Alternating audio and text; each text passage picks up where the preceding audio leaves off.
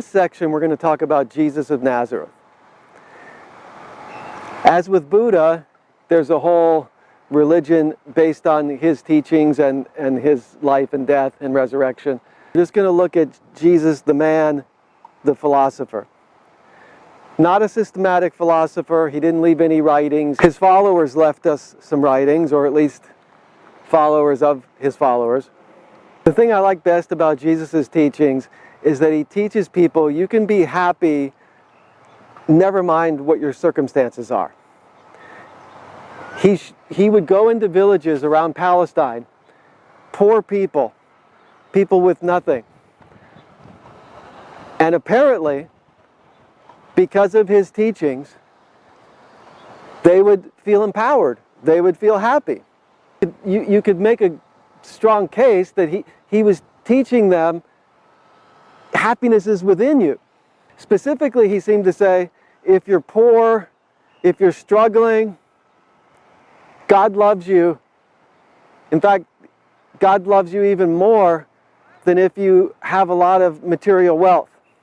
There's something noble about struggling, about suffering, about not having the material trappings of success. That's very empowering for people. They could suddenly let go of their resentments. They could let go of their grasping for what should be. And they could just say to themselves, okay, God loves me, then I'm all right. I'm acceptable. The other beautiful piece of Jesus' teaching is about generosity. Everyone deserves our generosity. His followers said to him, what are we supposed to do if somebody slaps me on the face? And he says, well, turn the other cheek. What if somebody steals my shirt or my coat? Well, give them your shirt too. Give them your shoes, give them whatever.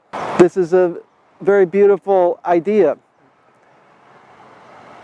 When you give to any human being, you're serving God.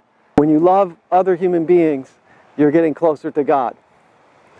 So these are all very beautiful ideas. The caution with Jesus' teaching is about his apocalypticism.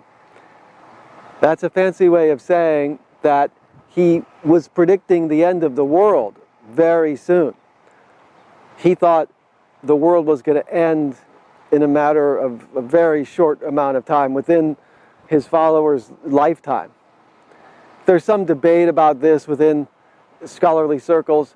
This seems to be the established position. Here we are, it's 2,000 years later, the end of the world still isn't here. People keep looking for the end of the world.